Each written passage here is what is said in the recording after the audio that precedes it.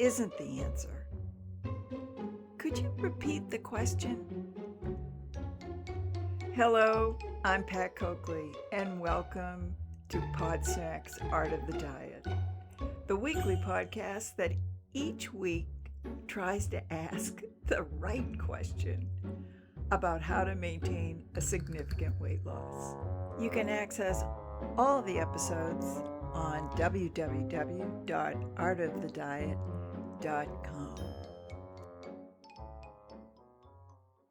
Okay, good morning. It's Pat Coakley. Yeah. And I don't feel like my usual self today, and I think that's going to be the theme. Because, to paraphrase Queen Elizabeth II, I always bring her into conversation. This was a horrible week for me. Now, nothing life-threatening, but it was a combination of bad stuff. And guess what?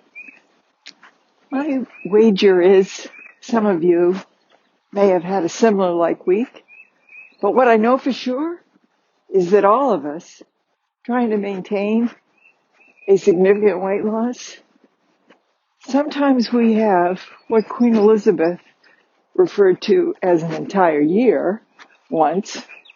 That was when her castle Windsor had a terrible fire.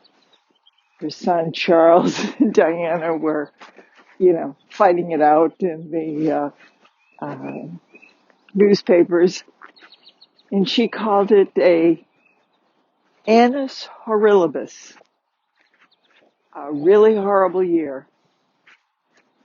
And so I looked it up this morning, what the word for week was in Latin, and it's Septem, Septem. So I have had a Septem horribilis. And so that's what I'm going to talk about today and see if there's any takeaways for my listeners. I'm also walking outside, and I believe the birds are going to accompany me. And I'm trying to perfect this recording and walking without too much background noise. So now I'm using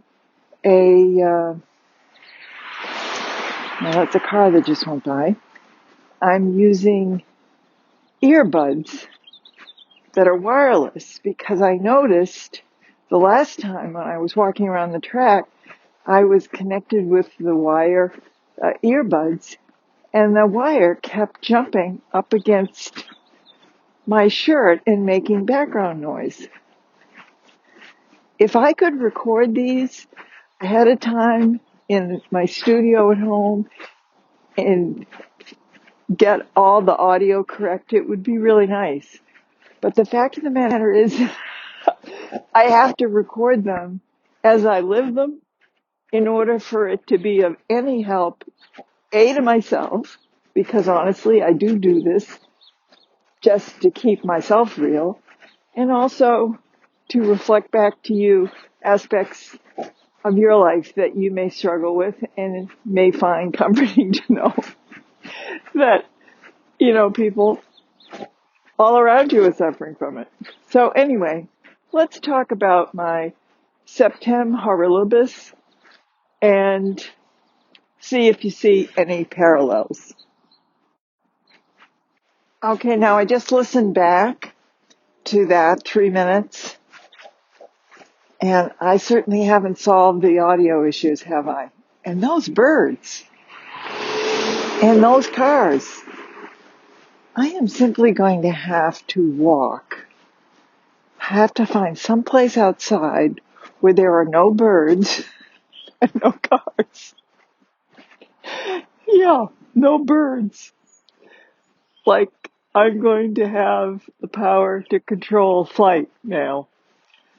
Well, at any rate, so let me just say overall, this Septem horribilis, there was a eating component to this that it was very familiar to me. And it's best characterized by, oh, what the hell? And I must say I had to laugh because I knew it at the time. And I'll give you a very good example. I have some new products based on my garden portfolio. And the new products are some small serving trays and cutting boards that are in tempered glass and are made from my photos.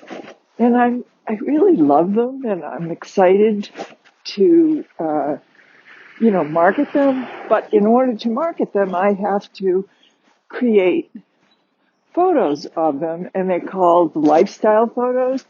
So it just can't be a picture of the tray. You want to have a picture of the serving tray with cheese and crackers or fruit or, whatever one would use on a serving tray. So I went out and bought a box of Triscuits and some cheese that I thought would look good on the serving tray. The particular tray that I was photographing was the one I had done of carrots, a huge display of carrots at a farmer's market. So, in a close-up, so it looked like a little beehive of carrots. So, I arranged everything, the Triscuits, the cheese, got some grapes, green grapes that look really nice with the orange and whatnot. And by the time I finished the shoot, a half a box of Triscuits were gone. Not gone in the trash after being used in the photo shoot. I had eaten them. And I thought, well, I should just throw the rest of this off because I finished with my photographs. I didn't need it any longer for the purpose that I bought them. But I didn't throw them out. And by the next day, the entire box was gone. I thought, wow, I am in the what the hell. WIH, let's call it. And what I also realized was, I wasn't particularly motivated to get a handle on it. I noted it, but I was like, I'd like to go buy another box. No, I didn't. However, I did dabble in some other products that are usually just simply not on the program. And then I said to myself, what is going on? Because this really was a reversion back to old habits. And then I realized that specter of insecurity and vulnerability was showing up. And it shows up this time of year, almost to the week. And why is that? Taxes. I have to do the taxes, then go to the accountant. And it's a process that makes me feel at 73 very vulnerable. Even though I have much to be grateful for, there's a vulnerability within me of, oh my God, the reality of what it costs me to live, what it might cost me to live in the future. And the focus on money itself is something that doesn't sit well with me. And somehow the rest of the year I managed to put in a bit of a fog, but I can't this week every year. And so I knew that that was eating at me somewhere. And literally, it takes the form of looking around and seeing what can I eat that I think is going to make me feel better. And it's all the usual suspects. Crackers, cheese, some of that Gouda cheese that I bought for the display. Hello. Not all of that is gone, but a good portion of it. The good news is that you'll be able to tell right away. I'm back in the studio. No birds, no cars, and I just turned off the email notification, so hopefully there'll be no dinging during this.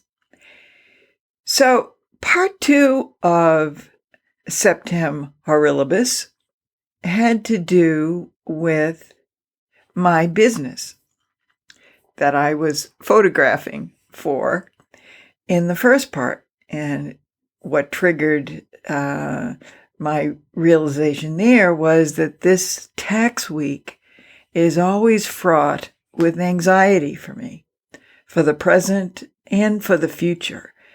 And I don't deal with that well. And it was clear to me that I was becoming unhinged in terms of discipline, in terms of habits, that I had the WTH, what the hell, sort of attitude. And it is visible in more ways than food. I see it in my housekeeping habits or lack of them. I see them in, draping my coat over the chair rather than hanging it up. There's a loosening that goes on within me. Things no longer have a place that they belong. And in fact, I think that's a mirror of how I feel. Like I'm trying to find my place and the slope is slippery and I can't get my traction. I have one episode of the podcast that really is a signature one. I'll try to research it, but it's called Living on a Slippery Slope, and you have to build your house not on flat ground, but on a slippery slope, because that is what maintaining a weight loss is about.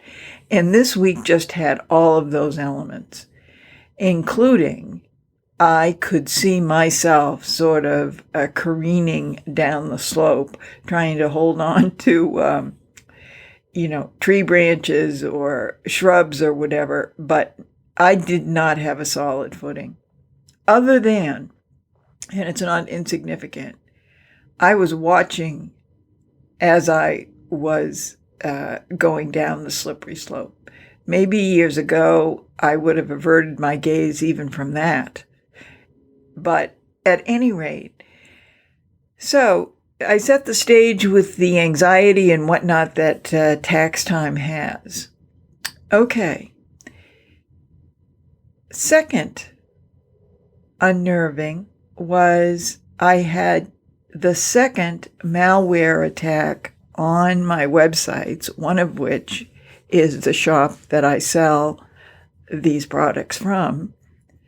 The second malware attack in a month, which shut down my websites. It also shut down Art of the Diet, which means that posting a new episode on Wednesday would be impossible if the site wasn't back up. But it hit, and I thought, oh my God, because I had learned from the first one a month ago. Pat, I had to pay $500 at that point to clean up the sites and to get them back up. And I thought to ensure that if these malware attacks ever happened again, I would not be so vulnerable. I'd have something in place to take care of it and prevent it. And that's what I thought my $500 was going toward. Not only cleaning up the last month's attack, which was around Valentine's Day, but also to ensure that they daily cleaned the sites and looked out for this sort of stuff, so I would not be suspended from visibility. Well, so I was like shocked it had happened again. I went to go to the PatCoakley.com website, which has my new little e-commerce store, and I couldn't get there. And I thought, what is this? So I called, and long and the short of it is, malware attack, website suspended, including Art of the Diet. So I called the company that I had spent $500 to a month ago, and they said, oh yeah, I can see that. Well, you know what? 97% of the time, we are able to do it, but the plan that you're on really is not the premium plan, and so you would have to spend about $500 more per year to ensure that this doesn't happen, and that we would clean it without charging you $300 per website. And I'm like, what? What? So I had, I would say, one uncomfortable hour-long conversation with this fellow whose affinity for customer service was probably in the minus digits. And I didn't get angry. I didn't, take him over the coals as I could have. I just tried to respond as intelligently as I could and as reasonably as I could and as clearly as I could that I wasn't spending any more money to get services that they had said a month ago would be a part of my plan. So the bottom line is he was going to give not 1 inch, and he, I'm sure, felt like he had me over the barrel. Like, if your sites are down and you're in business, you are losing business. So companies like this know that you are highly motivated to get your sites back up. And I think it was clear that I wasn't a tech person and whatnot. So he's thinking, this old girl, she may say she's not going to do this, but she is going to do it. And so he just hung in there. And I hung up pleasantly, but I said, you know what? I'm just not able to do it.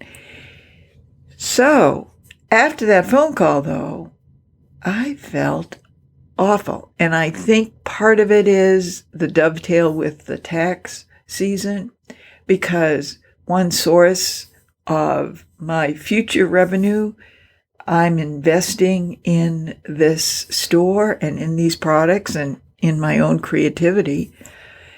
And you know how it is when you have a bad thought in your head and all of a sudden it starts cascading out of control and proportions.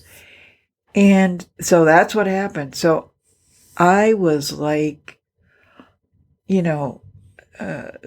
if you had seen me, it looked like I'd been electrocuted. I just was wired. And I couldn't really come up with any solutions. In some ways, this guy was right. I needed those websites to be back up, and I may end up paying to have it done. And he's just figuring I'm going to end up paying him because I've already paid him. So it's not a bad theory he was pushing on to me.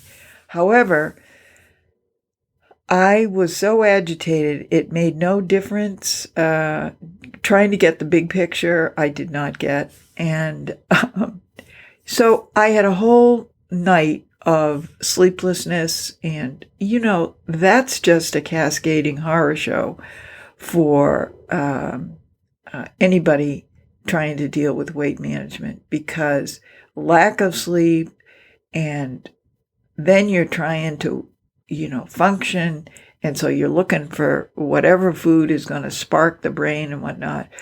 And I was so nervous at this point that food really didn't appeal to me. And sometimes that comes at a price. But the bottom line was, I was faced with this. It was making me more insecure. And the bottom line is, I think I've straightened it out without having to spend the money, with the aid of some really terrific people at the hosting company of my website, who went above and beyond their job description. I'll know for sure today, but I think Art of the Diet, for example, is back up without me spending one more dime. And hopefully PatCoakley.com will be back up today at some point too, and today is Tuesday. So hopefully by the time this is uploaded on Wednesday, it won't look any different than it did last week. But a lot of water has gone under the bridge.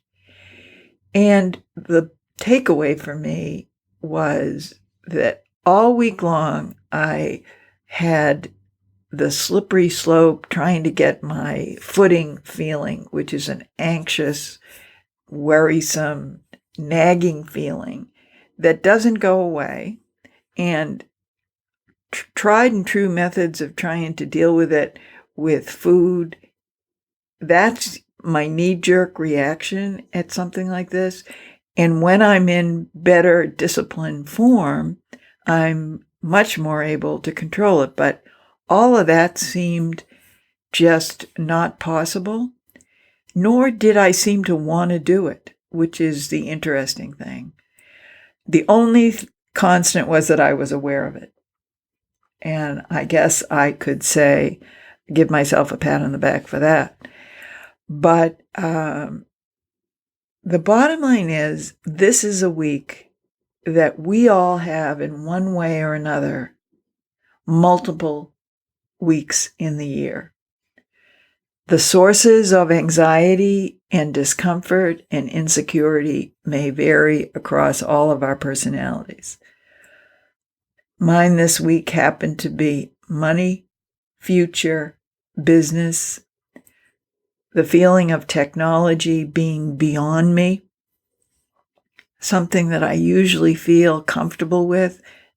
If I am persistent enough, I usually can master it, but I was in an area where there's no amount of persistence that I could have solved this. I needed the help of people, and I surely didn't want to spend $500 more that I was already insecure about the amount of money I had or was going to make. So it just was a confluence of bad actors coming together in a very bad play that I was starring in.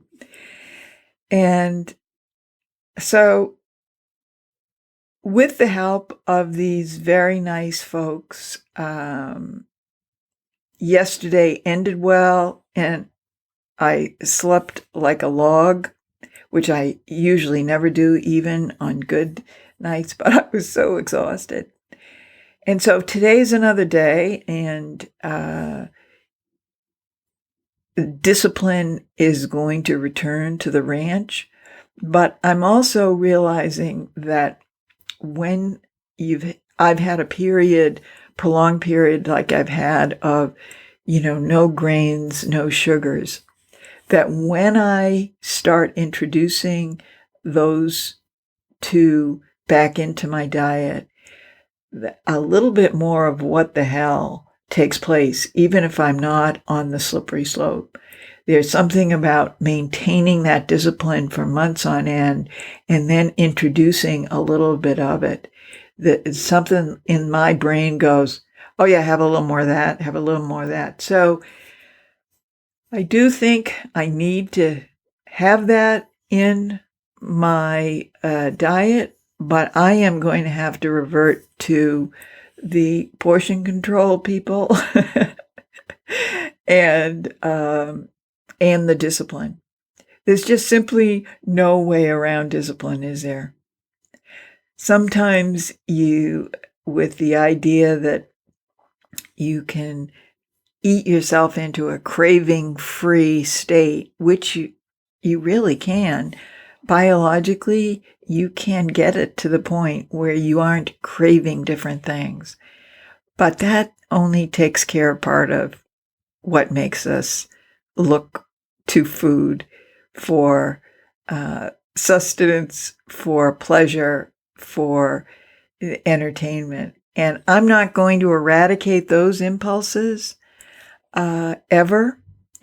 And so I'm going to have to deal with that whole factor. So my little tentative new structure on the slippery slope is going to be a combination of introducing grains back in on a regular basis and keeping the sugars out. So that's my new plan for this coming week. And hopefully I'll be back to negotiating the slippery slope rather than falling down it. I've got to be careful of these lifestyle photo shoots. That's all I can tell you, because I have 5 more trays coming, the sample trays. And obviously you have to get food and stuff to match the tray to make it look good. So I may have a no-eat the photo shoot rule for the upcoming lifestyle photos. So that's my story this week. Unfortunately, I had to stick to it. But I think I've rounded the corner, and fingers crossed, the kindness of others in the tech world helped figure me out. And now I have to also devote some attention to how this does not ever happen again. And I don't believe it's going to include this company that tried to hijack me. Because, oh Lord, you just don't want to do that to an old Irish girl. You really don't. Because we don't respond well to highway robbery right in front of our eyes. All right. So I hope you had a better week than I did, but I hope there was something in this that you could relate to. And I'll talk to you later.